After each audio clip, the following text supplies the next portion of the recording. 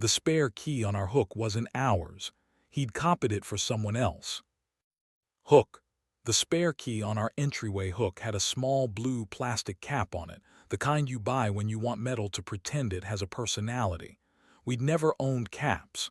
We like things naked and honest, brass as brass, steel as steel. I noticed the cap on a Wednesday because the door, which usually talks to me in clicks and bolts, held its breath when I turned the deadbolt.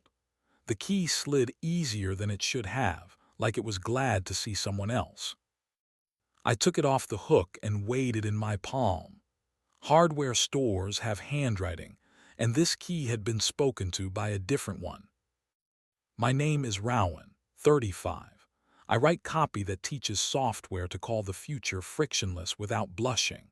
My husband is Ellis. He designs lighting for restaurants that want to look like places you fall in love with your own promises. 4 years married, we are a choreography of decency and a little lazy about heat. Coffee where a hand will find it. The good glasses for water because ceremony should be useful. A kiss at the doorframe you can hang your day on. We are very good at not breaking. We have been shy about the work that makes breaking worth the risk. I held the blue-capped key up when Ellis came home. He took in the scene, a small object elevated to witness, and put his bag down like it contained a confession and preferred the floor. His mouth did the wreckage I trust him for. No rehearsals, no glitter.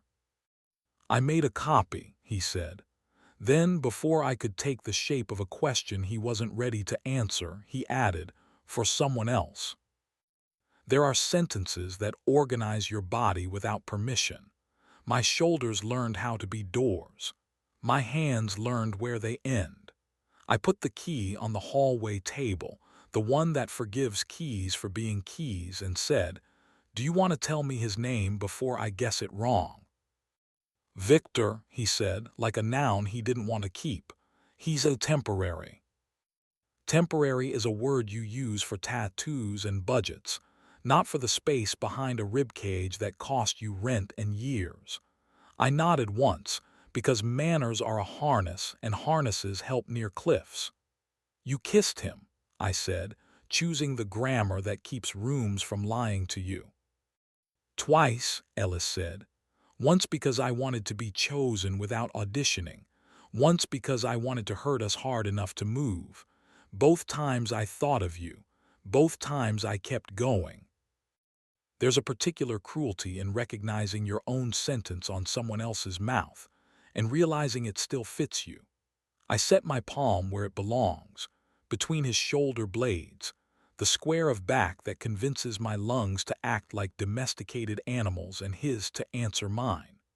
We kept it clean enough for the hallway mirror and explicit enough that the frosted glass over the door remembered our names. My mouth found the place under his jaw that still knows mine when I've been lazy about learning it. "I don't want to audition for your forgiveness," he said into my collar. "I want to be chosen and then worth it." "Then stop making keys for rooms you don't intend to live in," I said. "And if you need a spare, give it to me." He closed his eyes, the long blink that admits a footnote is about to climb onto the main page. "He has a key," he said. "Already." "Then we need to change the lock," I said. It wasn't anger. It was logistics, the kind that keeps blood inside and weather outside. We walked to the hardware store because walking is the oldest ritual that doesn't require a witness. The teenager behind the counter wore a shirt with his own name on it and handed me a new deadbolt like it was a small animal we should both handle kindly.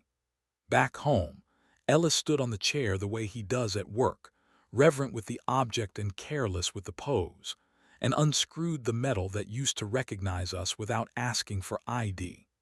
I held the flashlight like a man who has decided to stay. When the new bolt clicked into place, the door learned our names again with different spelling. We texted Victor. The number was in a thread Ellis hadn't named, which is how you recognize the kind of discretion that grows mold on its own character. I wrote, "The lock is changing tonight. Please drop the key in the mail slot by 10. Thank you." The sentence had the politeness of a ceasefire. 2 dots appeared, then went away, then returned, then disappeared like a rehearsal of honesty.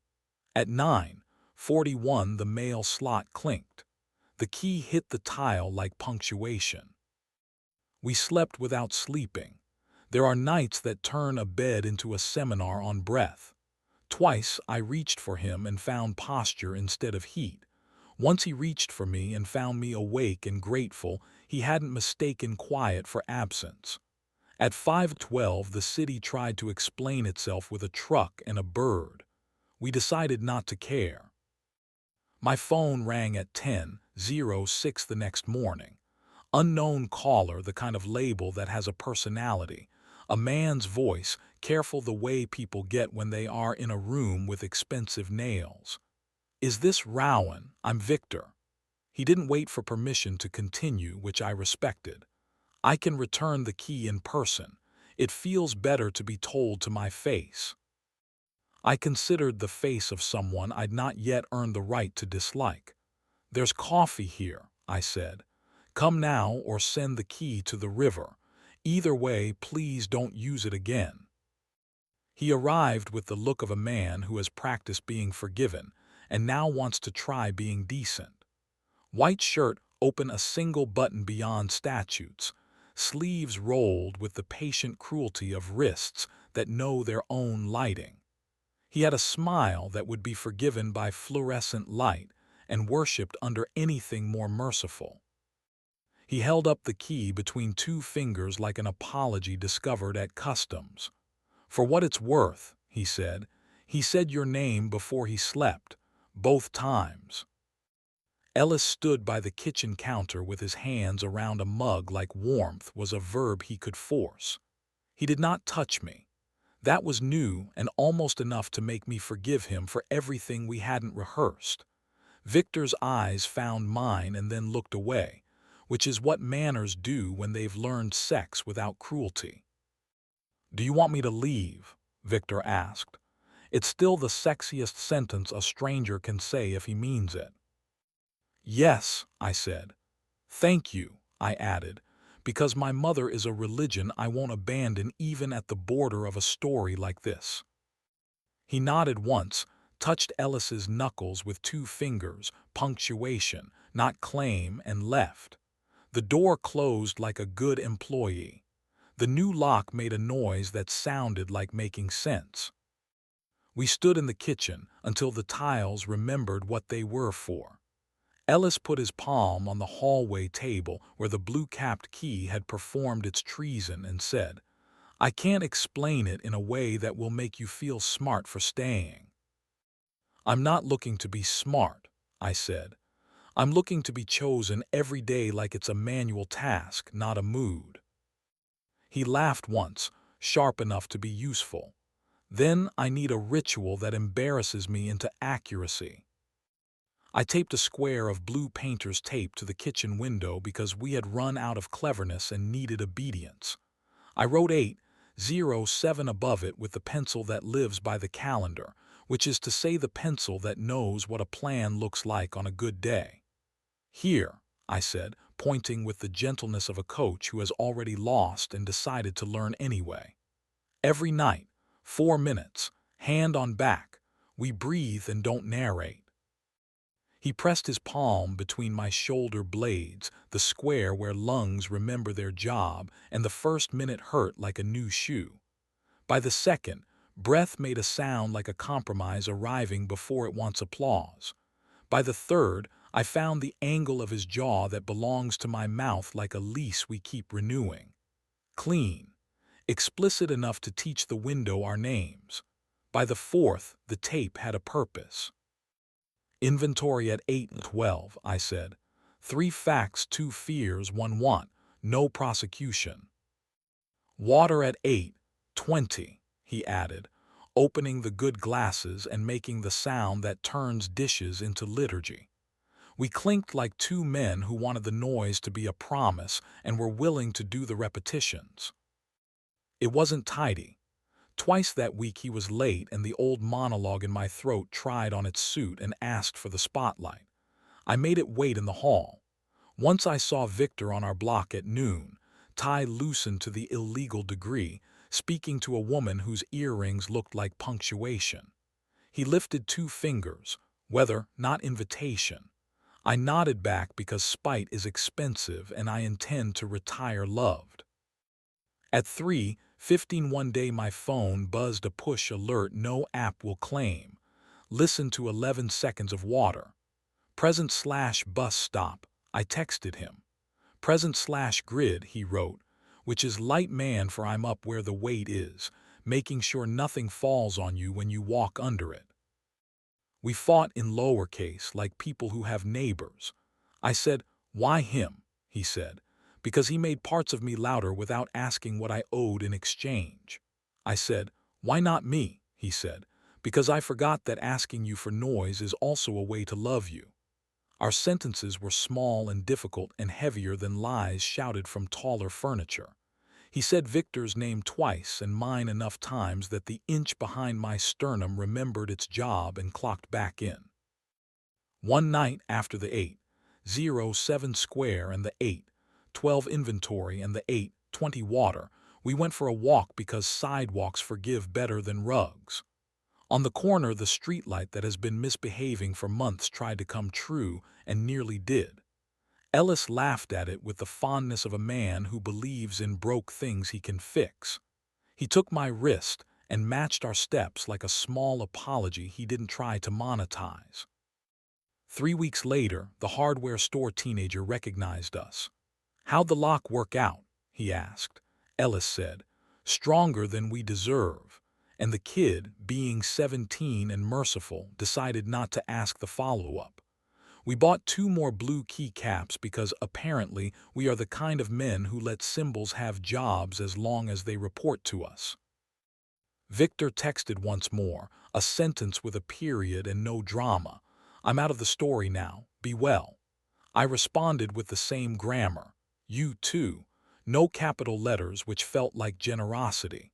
I saw him again near a deli at lunchtime weeks later. He lifted 2 fingers and I answered in kind. Decency is erotic when it knows its lane. People asked, at dinner parties and in bathroom lines and on stoops under bad light, whether there was a villain. They wanted me to say a man with good wrists, or a key with a blue hat, or a husband who outsourced urgency to other people's lighting. The truth humiliates everyone evenly and therefore helps. The villain was the version of us that turned heat into an errand and romance into staged light. The miracle was repetitive and small. Knock on our own door, say where we are, put a palm where breath listens, count to 60, try again. The erotic part wasn't a white shirt rolled 1 button too far or the key shining like a coin in a thief's palm. It was water in the good glasses clicking like a language we finally decided to study. It was the way his hand found the back of the heart at 8:07 as if it had been trained by something kinder than guilt. It was my name in his mouth at the window's blue, spoken like rent paid on time. It was the new lock's click announcing us to our own hallway. Last night he came home early with a small brown paper bag and the grin he only wears when he hasn't rehearsed it. He'd made us duplicate keys to the new lock, stamped with our initials, R and E, on aluminum tags a little too proud of themselves. Blue caps on both, because if we're going to be a metaphor we might as well get the color right. He put my key on the hook and then tugged me under the window and placed his palm where a minute knows its job. We didn't narrate the city. We let breath get smart. Tonight at 7:58 I will set my phone face down like manners are still a technology worth installing. At 8:07 his palm will find the back of the heart and the tape will keep doing the small miracle it was hired for. If we miss, we will do the only ritual repetition has ever made plausible. Try again. 8:17:10, 10, 11, 11, whenever Mercy remembers to clock in. Somewhere a hardware counter is asking someone else which key they intend to copy. Our door knows our knock. It keeps opening when we ask it to.